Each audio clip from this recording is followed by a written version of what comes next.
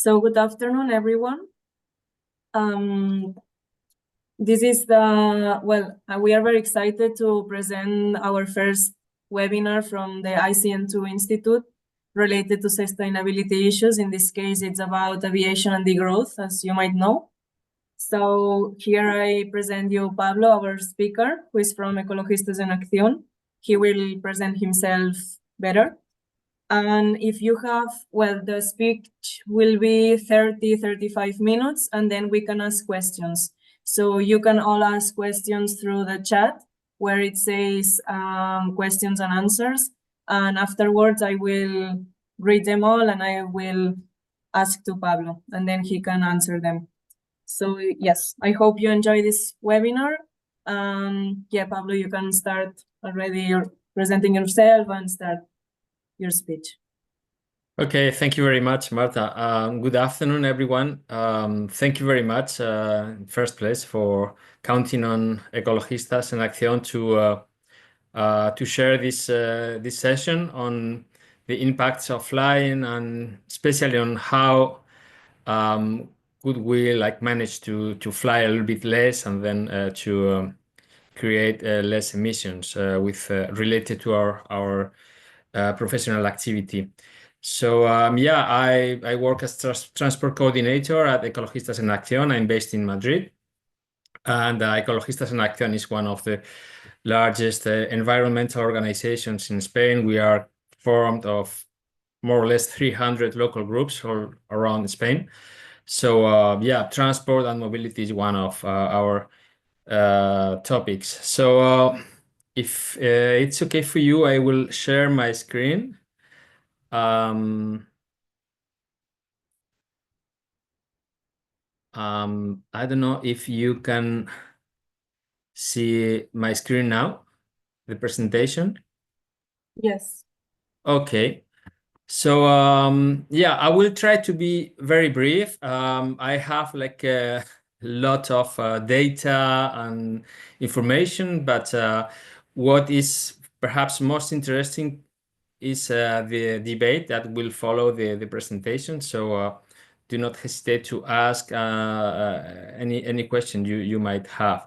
So what do we have in the agenda for the session is we have divided the session into 4 blocks.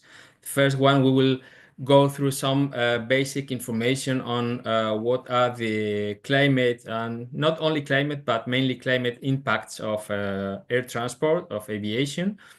Then we will have a quick review on what are the main topics for greenwashing coming from the air transport industry, to depict them as a sustainable industry or sector.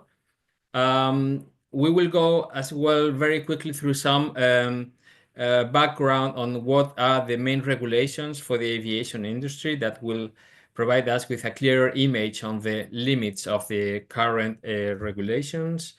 And we will go then through some tips or some possible actions that we could do to try to reduce our carbon impact related to flying. So first of all, as I said, some basic facts on what is the relationship between aviation and climate justice, or injustice, as we like to say. And first of all, we would like to have some perspective on who are the biggest emitters in the world. From a geographical point of view, as you can see, you know already, but we would like to highlight the responsibility of the global north in terms of the generation of greenhouse gases emissions. So as you can see in the image, both the USA, the European Union, and the UK are by far the largest CO2 emitters. So there is a clear responsibility that we have just faced these days in the COP in Azerbaijan. It has been really visible there. Not only geography is the cause of emissions, but as well the carbon footprint is directly related to the wealth. As you can see in the graph, about 52% of the CO2 emissions made globally are made by the 10%, the richest 10% of society. And what is really impressive is that the richest 1% are emitting 15% of all CO2 emissions worldwide. So by contrast to the poorest 50%, as you can see, this is a graph taken from an Oxfam report. This is a graph we like to show because it provides a very visual image on the fact that only 1% of the world's population is causing 50% of commercial aviation emissions. So there are very, very few, but very, very rich people that fly a lot. And then there are like a vast majority of the population, around 80%, that have never or will never set foot on an aeroplane. So in terms of even within rich countries, for example, in the European Union or the US, these huge differences are there. For example, in Spain, there are a huge majority of people that do not fly, and a minority of people that, because of professional activities or leisure, fly a lot. So one of the conclusions is that flying is not compatible with the individual carbon footprint or budget that we are allowed to have, or that we should be allowed to have in this roadmap to go to a 1.5 global warming. So as you can see in the graph, just one long-haul return flight from London to New York is like almost 5 times more than the sustainable individual carbon budget that we have to, if we want to stay for a 1.5 degrees warming for 2050. So flying is a huge emitter and is not compatible with the carbon budgets we have for the moment. This is the typical question we a lot of times have is the aviation contribution to global warming 2%, 3%, because there are different numbers. The aviation industry likes to say that they are only responsible for 2% of the global warming. But there are some recent studies that show how aviation has been since 1940 responsible for 3.5% of the CO2 emissions. If we include non-CO2 emissions that are as well other warming causes for the aviation, and only in 2018 aviation was responsible for nearly 6% of the global warming. But aviation does not have only a climate impact, as we said. There are other social and environmental impacts. Perhaps the one of the biggest is noise. That, as you can read in the presentation, causes about 11,000 premature deaths per year in the world. As well, airplanes are one of the biggest emitters of particulate matter. So there are this microscopic matter that comes out from the engines. And they produce as well a lot of premature deaths, and we are especially concerned about the effects of ultrafine particles that are being now studied on the impacts of these ultrafine particles on health.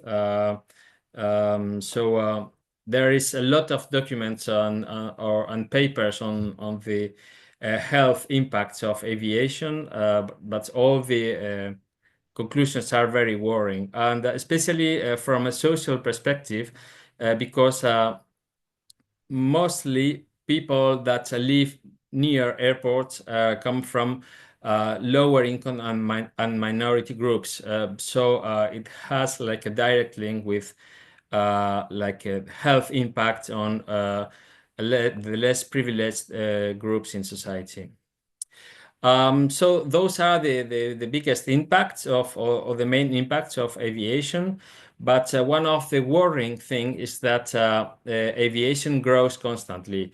As you can see, global aviation emissions have doubled since 1980, but only in the period between 2013 and 2019, the emissions grew by 33%, which is like a huge number. And for the coming decades, there are like an outlook of growth, like globally, between almost 3 and around 4% per year. We are talking about flights, so operations, not about emissions here. As well, the industry is growing very rapidly. And for example, 423 new airports are to be built worldwide, mainly in Asia. And of course, there are forecasts for the deliveries of a lot of new airplanes. For example, in the case of Boeing, they estimate 44,000 new airplanes to be delivered in the next 20 years. So those are like a very quick review of the main impacts of the air transport. And then there is, in terms of this block concerning greenwashing, what is very worrying is that we have seen during the last 3-4 years a big effort coming from the aviation industry, but as well from institutions, governmental institutions, to try to convince society that sustainable aviation is here, or at least is underway. So we have identified a number of items that are often displayed as like the main sustainability vectors from the sector, which are those that you have on the screen. First of all, efficiency gains, then new technologies that could fuel, like, let's say, sustainable flying, like electric flying or hydrogen-fueled flights. Of course, we have this new word, SAF, which is the acronym for Sustainable Aviation Fuels, that are one of the main, let's say, tools of the industry to decarbonize flying. And then we have other like offsetting and net zero. These are all like technological solutions or green solutions that are being described as the roadmap for sustainability within the industry, but all of them have big problems, side effects, and limits that we are not told about by the industry. We don't have time today to go through every one of those items, but I would like to make like a special point on the sustainable aviation fuels aspect, because this is like the main topic around which the industry is focusing to decarbonize flying. What are sustainable aviation fuels then? So these kind of fuels, which are mainly like a new liquid fuels ready to be used by current engines, are made from different raw materials that can be like waste products, crops, and as you can see as well from electricity. This is what they call the synthetic fuels or e-fuels. One of the main problems is that there is a limited availability of raw materials. So we need to decide where we want to put all those materials in order to produce energy. And of course, as there are like a limited availability of raw materials and the technological pathways are not enough developed right now, huge investments of money are needed. No? So there is also this social debate on if we should use public money to produce a lot of SAF, of sustainable aviation fuels, as is being demanded by the industry. They want governments to put a lot of money into this, but we like to say that if we should use all the energy and the money required for that for a minority transport as it is the aviation sector. Just for you to have like an idea on a perspective on how much energy we could need to fuel our planes. If all jet fuel that is used today globally was to be replaced with e-fuels, we will need 2.5 times the current globally available renewable electricity. So when there is like a lack of, or there are a lot of problems to develop like the renewable electricity or renewable energy industry, using all this energy for SAF, for producing SAF, at least in our opinion, like will like create enormous debates. An important thing in terms of greenwashing is this what is highlighted in this graphic is that what are like the main like pledges made by industry in terms of the carbonization and production of alternative fuels, which are the items written in yellow, and then which is like the real current use of SAF globally. So in 2008, the industry said that by 2017, they will be using a 10% of SAF.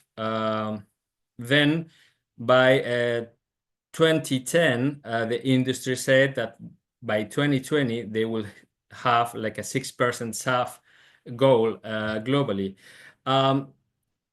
The reality is that today, well, not today, but with data from 2020, the global amount of SAF used globally is 0.001%. So we are seeing like a lot of problems to develop and to scale up the production of SAF. What means that we are not in the trend to meet the even by far the targets the industry has pledged. So on the meantime, there are a lot of emissions because a lot of kerosene is being burned in every flight. There are other main topics in terms of greenwashing, which are the efficiency gains, but that they are being swallowed up by growth of traffic. Before, when we said that the emissions, the CO2 emissions between 2013 and 2019 had grown by 33%, in the same period, the efficiency gains were about 12%. This is a number provided by the International Council on Clean Transportation. So we had 12% of efficiency gains and 45% of growth in the operations. So that led to a CO2 increase in the same period of 33%. So even if we are gaining efficiency, as this is the reality, let's say that these gains are outpaced by the continuous growth of traffic. And then we have a lot of greenwashing coming from these electric and hydrogen fueled airplanes.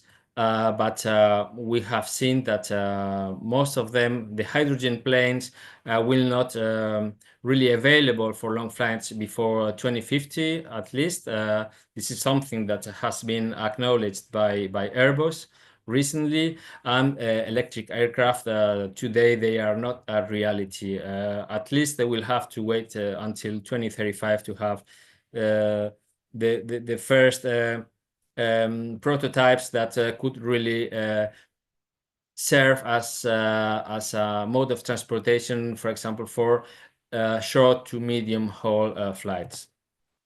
And of course, there is a lot of what we call badvertising, which is like this trend that the industry is using to get specialized in looking more sustainable and proposing a lot of green advertisements. You can see some images there. And what is provoking that a lot of civil society organizations, mainly in the European Union, and are taking airlines to court because of misleading advertisement. And we've got some victories, for example, regarding offsetting by KLM. Ryanair was as well criticized in the UK because of this advertisement, saying that they were the Europe's airline with lowest emissions, when Ryanair actually is the most emitting company in the European Union during the last years. So that was it for the greenwashing chapter, and now I will give some quick notes on air transport regulation. Just to summarize a little bit, we have to say that aviation has not been like directly addressed under the Paris Agreement. The Paris Agreement asks countries to propose plans to reduce emissions, but and in those national plans, domestic aviation is addressed, but international aviation, which accounts for about 65% of total emissions, so international aviation is not addressed anywhere. So there is a lack of regulation. So we have different regulation levels. We have national regulations. Then we have regional regulation, for example, in the EU. We'll see which are the main elements. And then we have only one global scheme for regulating the aviation sector emissions, which is CORSIA. Regarding the European Union regulations, we have two main instruments, which are the EU ETS, which is a scheme for trading emissions. So the concept is that European airlines have to buy allowances for the CO2 they are emitting. Some of them are free, and other allowances can be bought from other companies that have emitted less. So there is a cap on emissions that is reduced periodically in order to make all the airlines emit less CO2 little by little. So which are the main gaps of this regulation is that the EU ETS only covers intra European flights, which represent less than 40% of aviation emissions. They are not addressing, the EU ETS is not addressing the non-CO2 effects. They are only monitoring them for the moment. So as a result of that, 78% of aviation's CO2 emissions were not priced in 2023. This is due to two main reasons. Like the biggest airlines in Europe, for example, Lufthansa or Air France KLM, do most of their flights long-haul flights, not only intra-European. So most of their emissions are not subject to any kind of pricing. That means, for example, that this graphic is related to 2022 data. So for Air France, they only had to pay €6 per ton of CO2 emitted in 2022, which is a very, very low price that makes no incentive for them to reduce their emissions. On the other hand, Ryanair, for example, they had to pay 44 euros per ton of CO2 because they are mainly transporting people in Europe. Anyway, Ryanair increased, for example, in 2023 by almost 30% their operations related to 2019 before the pandemic. So it shows that the EU ETS is not incentivizing airlines to emit less. Then we have another instrument in the EU, which is called Refuel EU. It's a regulation that that came into force last year, intended to obligate fuel suppliers and airlines to scale up the uptake of SAF, of sustainable aviation fuels. So in the graph, you can see the percentages they are forced to uptake in the coming year. So for 2030, the 6% of all aviation fuel should be SAF in Europe. There are some doubts that we can reach by 2030 this percentage of fuel supply because of the reasons we mentioned earlier.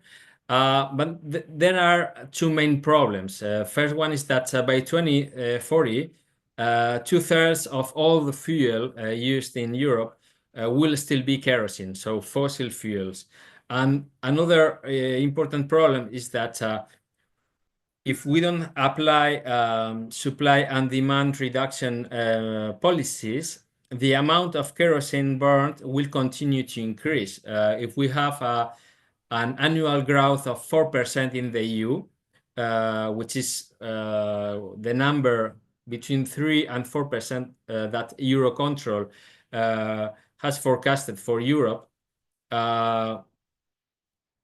annually, that means that by 2030, even if we use 6% of SAF, we will be burning more kerosene than today. So the emissions will necessarily keep on growing.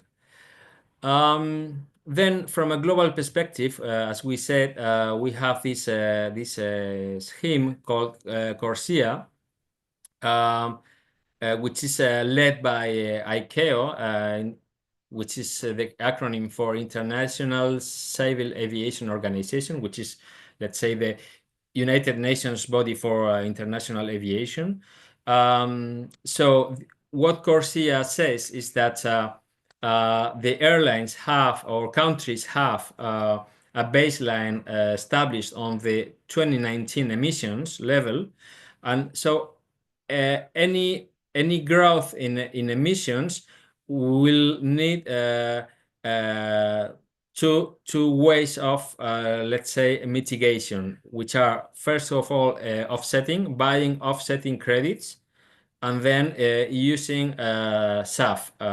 So there is not at all any reduction measure here. And all the mitigation effects or impacts rely on offsetting, which we already have seen that they have virtually no real impacts. There are reports from the European Parliament on the impact of offsetting mechanisms in the European Union, and their conclusions is that this is not like a valid instrument to reduce emissions.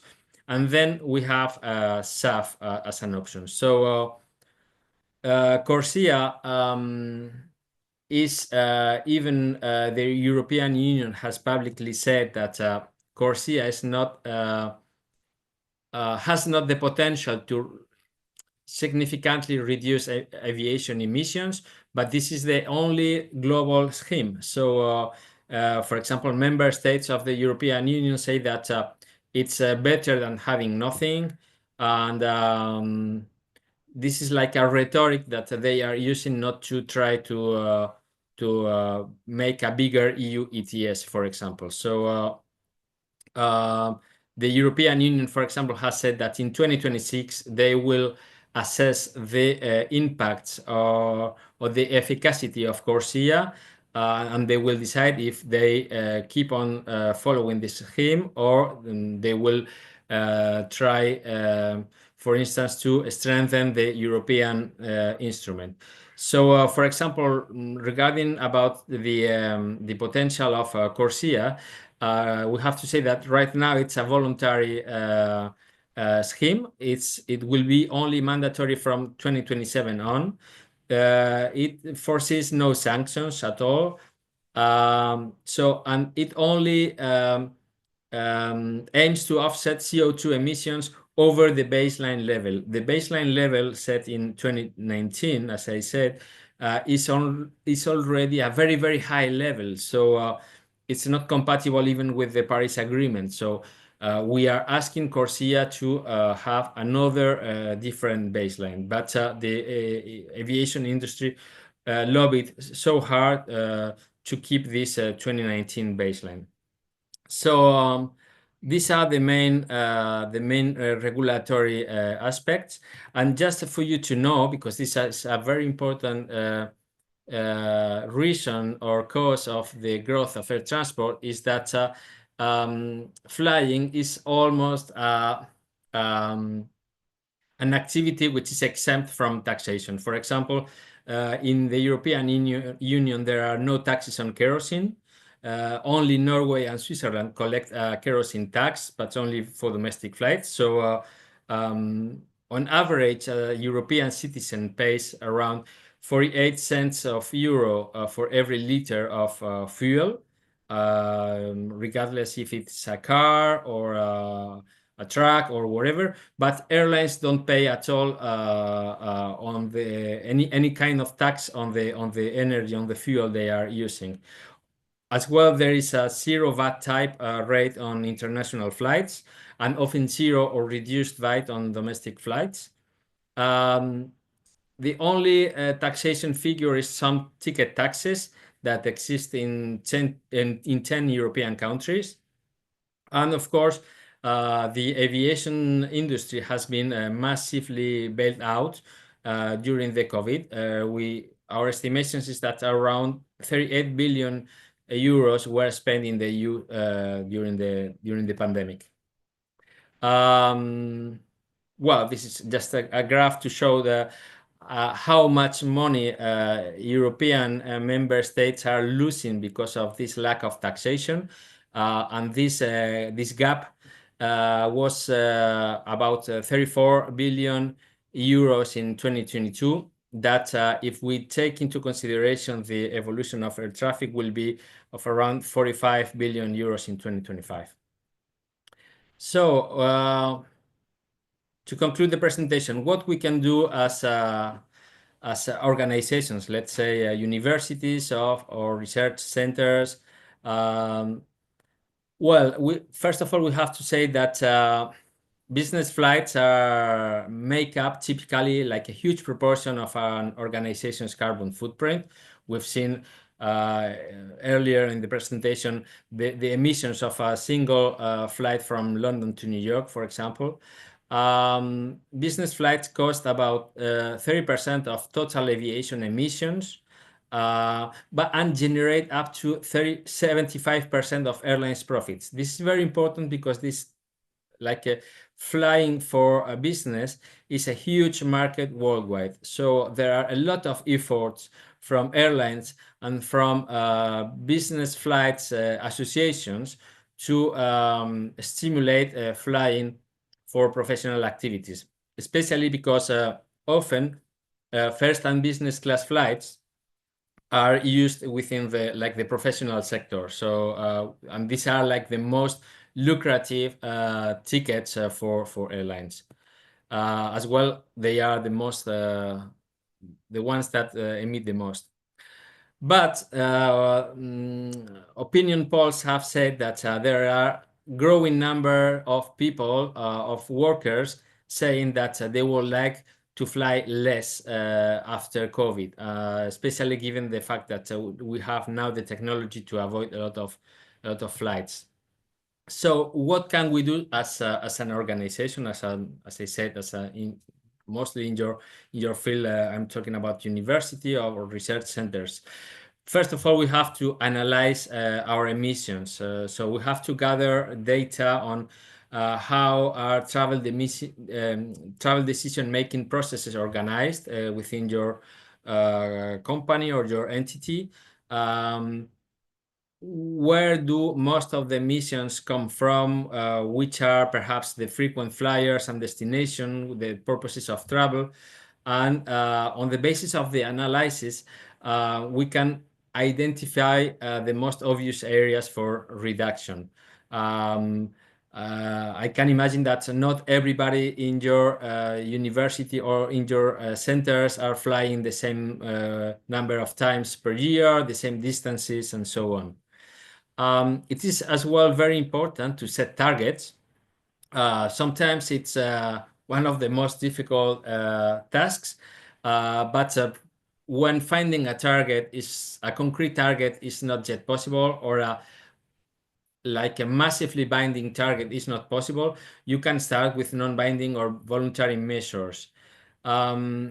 We have to say as well that there are different types of targets. For example, we have absolute targets in terms of a quantity of tons of CO2 reduction, for example, but there are as well relative targets. For example, you can say, I will reduce my emissions by 10% by 2030, for example. So it's in relation with your own emissions, for example. Or you can even focus on frequent flyers.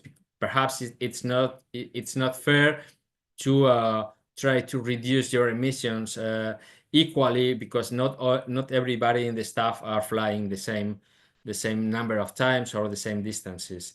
And it is very important that when you set a target, if possible, you make that as a public pledge. So being transparent and going public a lot of times tend to strengthen the commitment.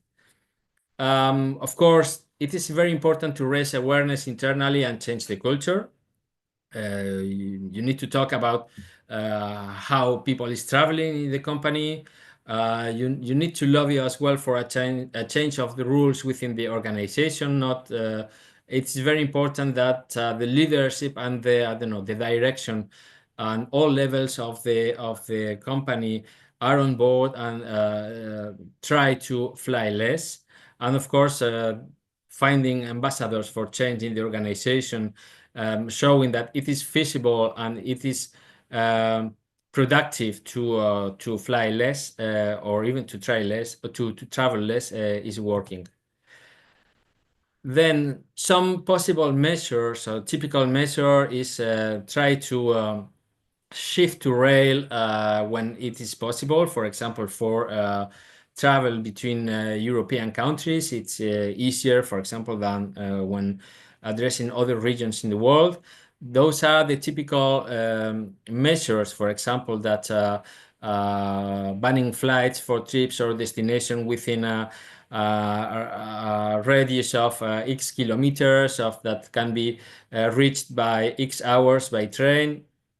Of course, you can implement measures related to limit the number of flights or the distance flown by the staff. Of course, it's very important not to have or not to follow these loyalty programs that finally stimulate flying within the staff.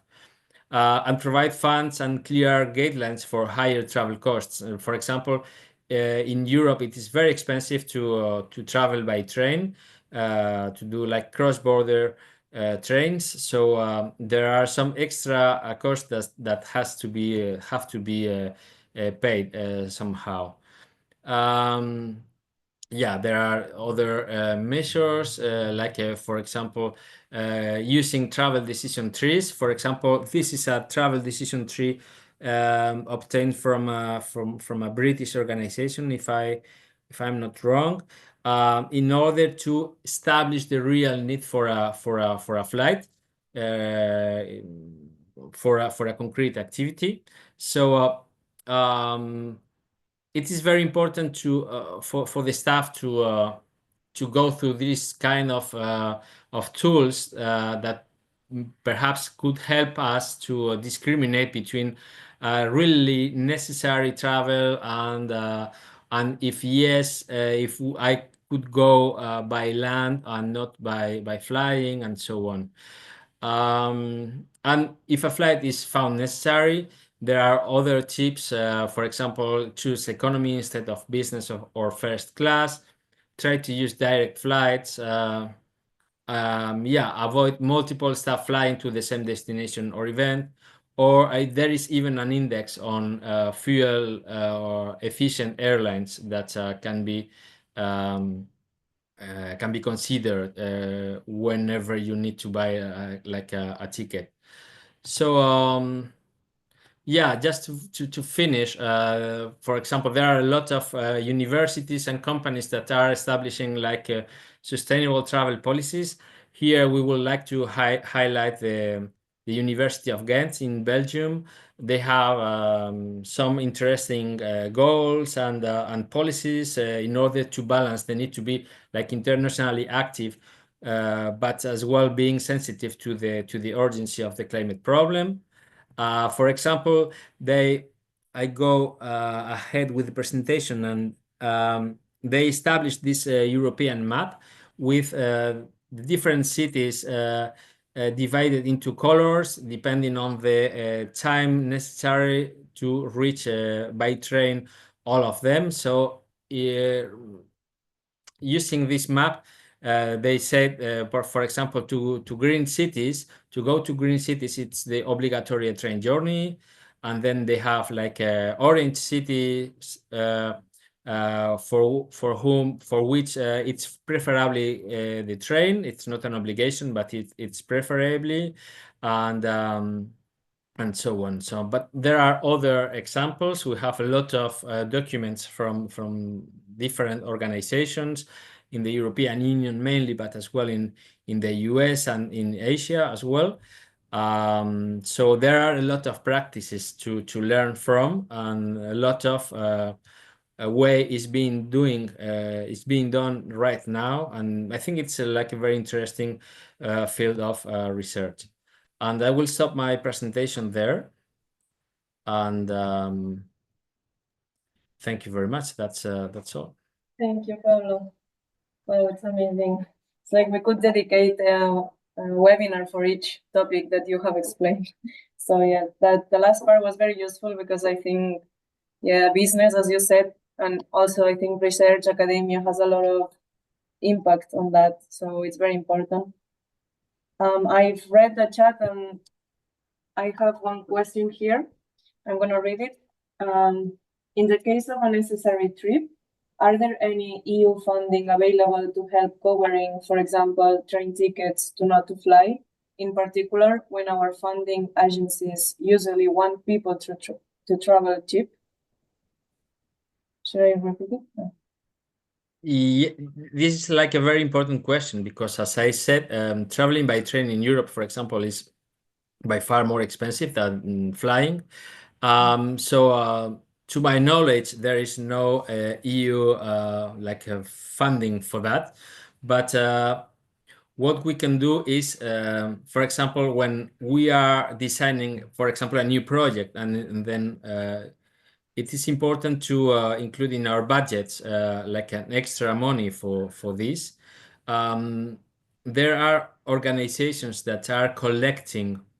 They are establishing a price for every ton of CO2 emitted by flying when you fly. So they are pricing those emissions, and they are using the money they collect for that to cover extra costs related to ground travel. So I think it relies for the moment, it relies more on the individual creativity of each organization to look for additional funding for the extra costs of ground travel. But what I see is that there is like a growing sensitivity from EU bodies, EU funders, to pay more for travel if you say that you are willing to travel by train, for example. Of course, the other option is to travel less, which is I think like the structural measure we should adopt. It's not only traveling by train is also like an energy consuming activity. So I think the secret will be like to travel less, but of course try to raise awareness among our funders that traveling by train is way more expensive than flying. Thank you. Yes, I think nowadays the fundings, at least for research grants, they ask for sustainable behaviors in the research, so it's important. Okay, I'm gonna read you. There are two more questions. One is a bit longer. Thank you, very interesting. In regards to energy needed to set up online meetings, has this been quantified? They might not produce CO2 emissions, but I have read that the amount of natural resources needed to keep up with these electronic measures are huge. What would you say about it? Yes, I have to say, first of all, that I am not an expert at all on that. But yeah, it's true that running all the, video conferences, calls, so that consumes more and more energy, but it is by far less than flying and so on. So yeah, I don't have like a clear answer, but I think we need to go through that rather than still growing the number of flights and travels. I didn't say the names of the people. The first one was Camilo Mesa, and the second Judith Balmaña. I have another question, anonymous. Is there any place, website or other, where we can check the more fuel efficient airlines? Yes, there is a German entity called Atmosphere that has an index on airlines regarding their efficiency. I don't know if I can send the link to the chat, Marta, You or can send it to me maybe in the private one, and I can answer directly this question. okay. But, yeah. Okay. Another question from Marina Corradini. Thank you very much, Pablo, for your presentation. Do you have the reference link to the platform used by the University of Ghent? I am aware of a similar platform from the French railways, but I don't know if there is a map showing train times across Europe. I don't have the link to the platform used by the University of Ghent, but I can ask. I can ask them because we used to collaborate in the past. So yeah, I will definitely do that. Yeah, we And can. the second question, a map showing train times across Europe.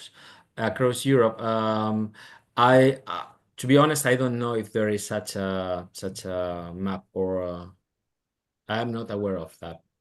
I think I am aware of one, and Marina, I can search it later because I used it. So maybe after this webinar, we can send an email to the participants with these links. I'm gonna note it down so I can send it to you. Okay, two more questions.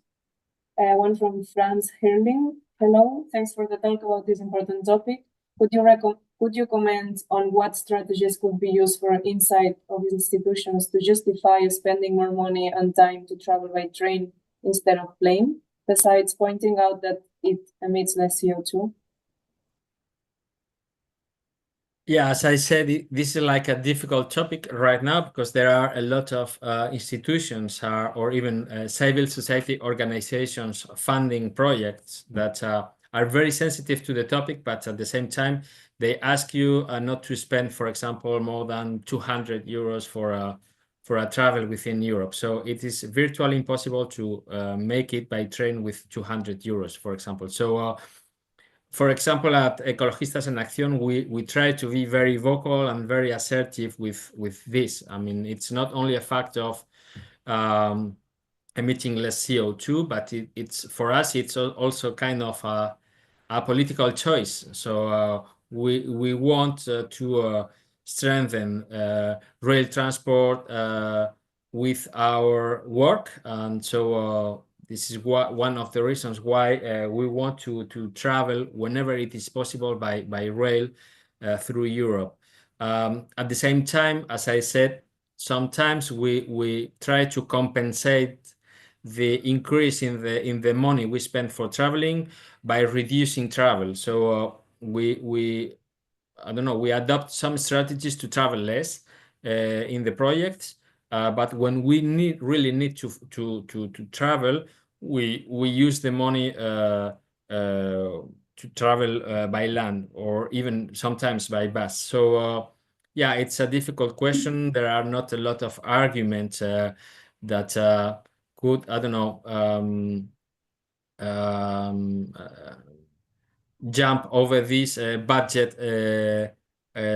arguments, but we have to try.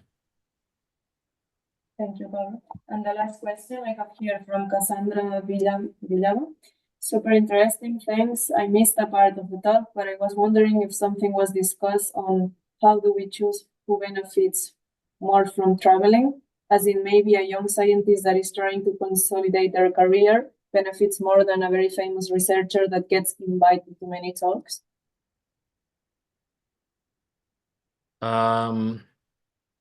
This is like a very difficult question for me because I'm not very familiar to the scientific or academic world. But yeah, I as far as I know, there are like huge differences in the number of flights within centers and academic bodies. So yeah, I think perhaps like a more democratic distribution of flying or traveling should be necessary. But as I said, I'm not very familiar to the sector. Yeah, maybe from my point of view, this could be a thing to include in the sustainable travel policy. You know, like how many times have you traveled? Are you a young scientist or not? Maybe this is a discussion of each institute, but it's very important. It's a thing we find. So yes, I think there's no more questions. So then maybe we can finish the webinar. I don't know if someone has other questions. If not, we can, yeah, close it for today. Yeah, I think no more questions. Okay. So we will send you an email with a summary, maybe with the presentation, and then the links of the European time that the trains, how much time do the train, transportation by train, and about the University of Ghent that you said, Pablo. Yes, that's it. So thank you very much, everyone, and thank you, Pablo, for the nice webinar. So yeah.